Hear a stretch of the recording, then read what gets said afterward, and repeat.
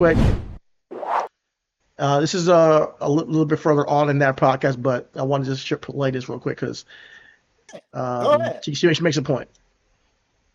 Leader who is up to be the next Speaker of House if he's chosen by the Democratic Party leadership. He voted no on Republican Congressman Thomas Massey's amendment to strip $3.3 billion in military aid to Israel from the State Department's 2027 funding bill. Now, this puts Hakeem Jeffries at odds with a supermajority of his own party's voters. This is nothing new for Hakeem Jeffries. He has been a staunch advocate of Israel. He's one of the biggest recipients of AIPAC money in the House. This is the man that Democrats want to hand the Speaker's gavel to. And even Democrats who should actually be using their leverage not to, like Brad Lander won a Democratic primary in New York last month, and he won against Dan Goldman, who's like a horrible person. Fresh off of beating this AIPAC-backed candidate, Dan Goldman, in his New York primary, Brad Lander posted 2 days after that victory, "Thank you, Hakeem Jeffries. Looking forward to electing you Speaker in January." Just gave it to him. Right. AOC has also similarly said she will back Jeffries as Speaker. She has said that on multiple occasions, just giving it to him. These people are handing their support unconditionally to a man arming a country committing genocide. Like, why are you giving it away like that? Leverage is the only thing that pressures these centrists to move. What's the point of winning office to push a progressive agenda if you refuse to use your leverage? What is the point of playing ball with somebody who wants to continue arming a genocide?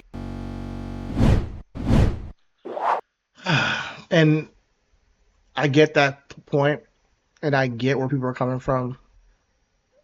Like when we talk about the AOC supporting him to continue leading the House minority at the moment, um, I will reserve judgment because I saw what Mamdani did with Kathy Hochul and how sometimes you gotta play ball politically.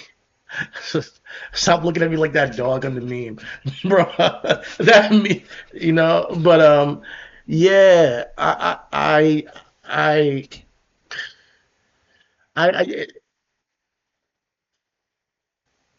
right now, no, no, she's not.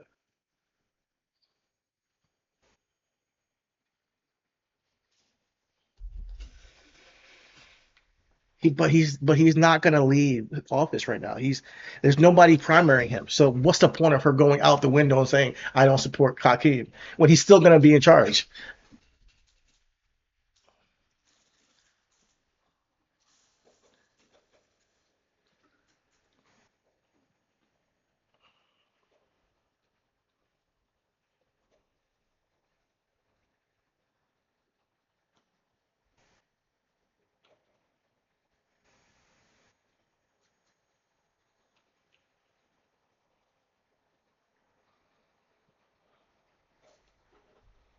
Mhm.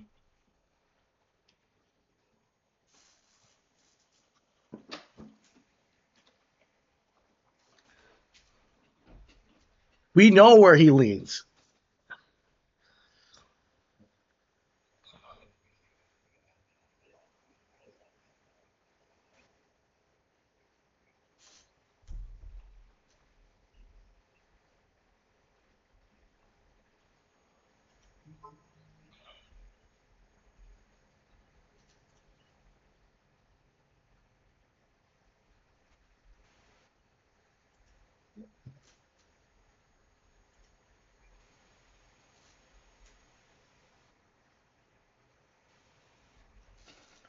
No, no, no, no, no, no. Okay, go ahead.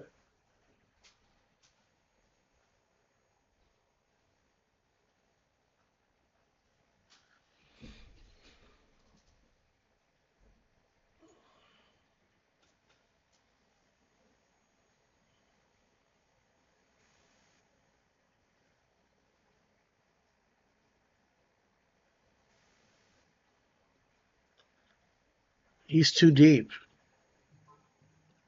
He's too deep in. He's too deep in. I think Hakeem Jeffries needs to go. He's too deep in. But being that nobody's primarying him, that's like a valid primary candidate. Everything is timing to me. Everything is timing. I listen. There's things that AOC did and she supported and she said. about Nancy Pelosi and supporting her, where I was not on board with it. However, I see what she does real time on the floor in Congress. I see what she does when she's traveling to freaking see people's dirty water, and I fuck with her. So I'm trusting her vision. Okay, what is there everything? Oh, wait, hold up. My bad. Oh shit, you were muted. Rich, I was just saying that Rich was saying that I was muted, bro. I don't. Thank you, Rich. Thank you, Rich, because we were just watching the video. Man, no, but Chris, repeat what you were just saying because it was very important. He said when you know someone, you know where somebody leans like a penalty kicker. You have to lean a certain way. Okay, yes, okay. Okay. All right, yeah. All right. So what I was saying is what that young lady was saying on the video, where what's the point of us having leverage as a progressive moving party? What's the point of us having leverage and we can't use it? So I was saying, like, right now, like there needs to be kind of where we have Hakeem Jeffries. When he said there's no primary running against him, that's fine. Even though we know where he's leaning, that's also fine. But this is the time where we need to make sure that we get what we need. We need to be able to make sure that we get him to sway. Or even if he don't sway and he stays on his mark, then we need to point at him like, hey, he one of them. We put that little scarlet A on that nigga and we say, hey, he one of them. And what I'm saying is, as a we need to make sure we know who we are talking to. And you're right, and absolutely. As a minority, I feel like we can't have our biggest of wigs seem like that his pocket is like this. We can't seem like this nigga hold on to a nigga pocket, cuz. You know what I'm saying? Like, we need our minority leaders to have some sort of all money ain't good money. And it seems like when we go to Black Vote Watch, our website, it looks like that Hakeem Jeffries is extremely compromised. Yeah. And so that's why it was so alarming when I'm hearing us, just again give it to. I don't care if there's nobody running against him. Create someone. You know what? We have a ton of incumbents that just lost. Yeah, true. But we need a real candidate in that district to run. Not somebody who's just faking it, because this is an opportunity. Here's the thing. With being that opportunity, we see the public discourse around Hakeem Jeffries. He is like chum in the water for somebody. But because of that, it's going to be like a lot of fake ass people can use this opportunity to garner power by going after him. We need the right person to go after him. So I'm waiting, and I think strategically it might not be the right time to take him out, but there will be a day, So as we know, this guy is record fundraising has been for AIPAC, so he's like one of their biggest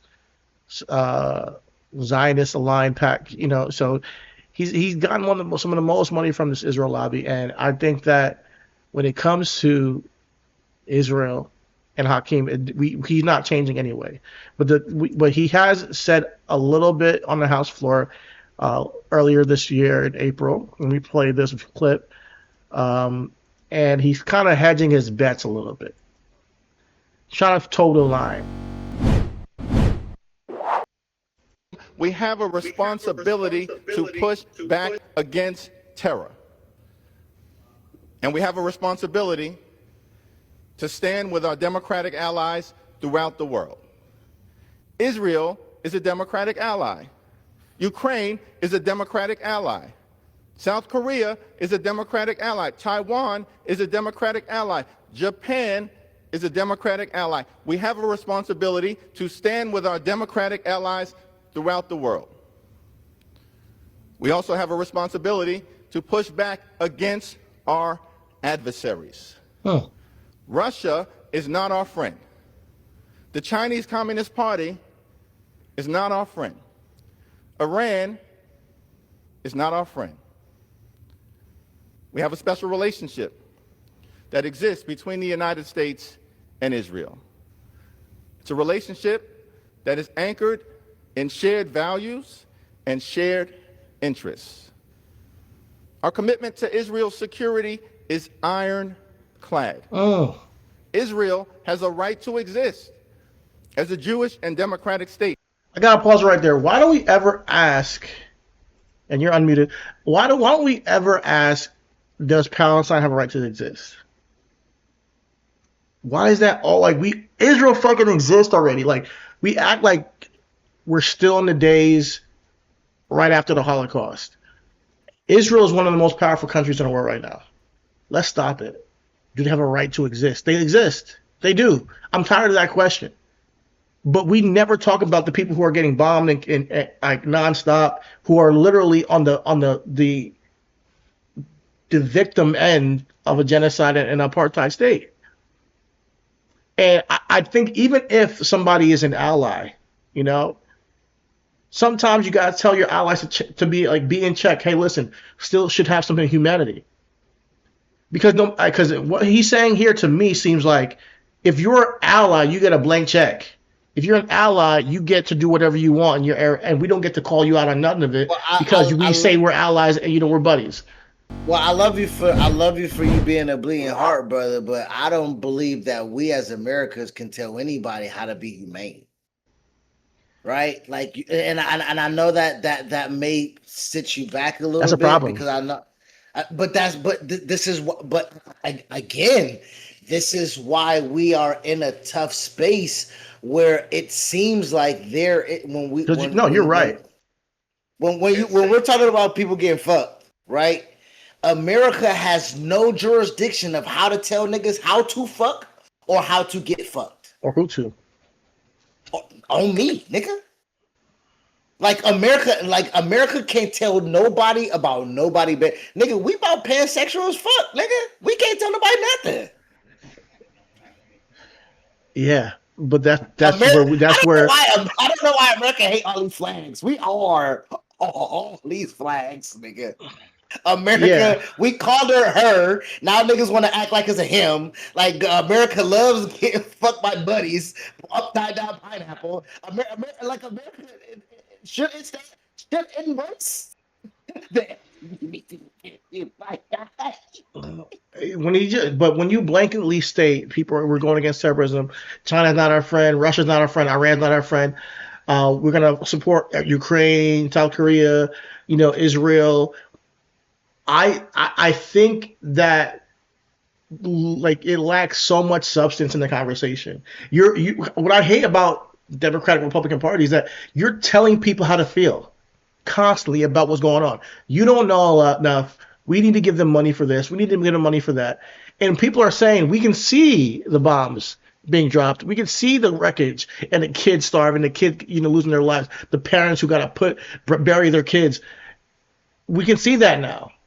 And I truly believe that we have a moral obligation to see people as human beings first before we say you're just an ally or an enemy. Things are not that black and white. And when we, the people, can see that and we say, hey, listen, we see your allegiance is not just because of history with allyship. You're also getting paid millions of dollars by this PAC. You are extremely compromised. I don't want to hear shit from you on how to move in the world. Sorry. Well, I mean, I think realistically, like we do have to just there's a pause for the cause because there is long-standing relationships that stem beyond clearly our lifetime, right? We're talking about, and just my clearing up my ignorance for the Ukraine.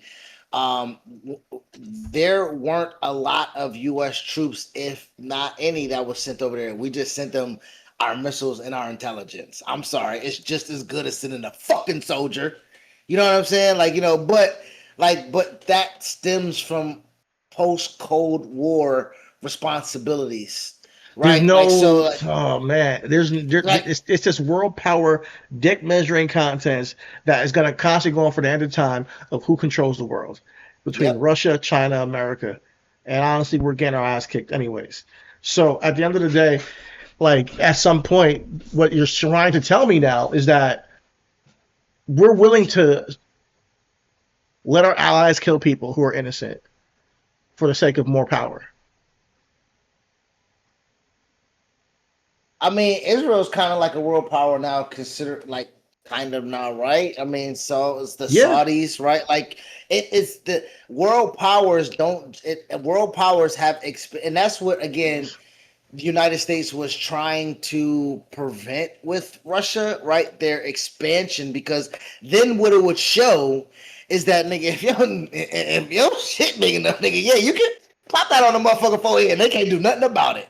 Because that's what Russia was trying to do. Russia was trying to the Ukraine come. stuff. I'll be honest with you. I know that you were like worried about us sending funds and things to Ukraine. I wasn't so much because I saw this as a big issue of like imperialistic nature of Russia expanding in a place that and in a place that obviously needed the help and they would have gotten rolled on without support. And it does have implications on the future of this world if Russia can just do whatever the fuck they want.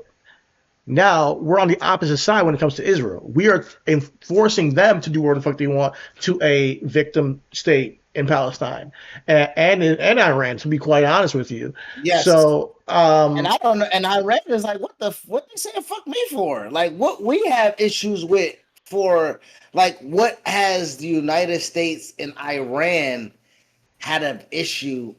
And if it has, it ain't been to the point of where we bombing niggas like we doing every day right now.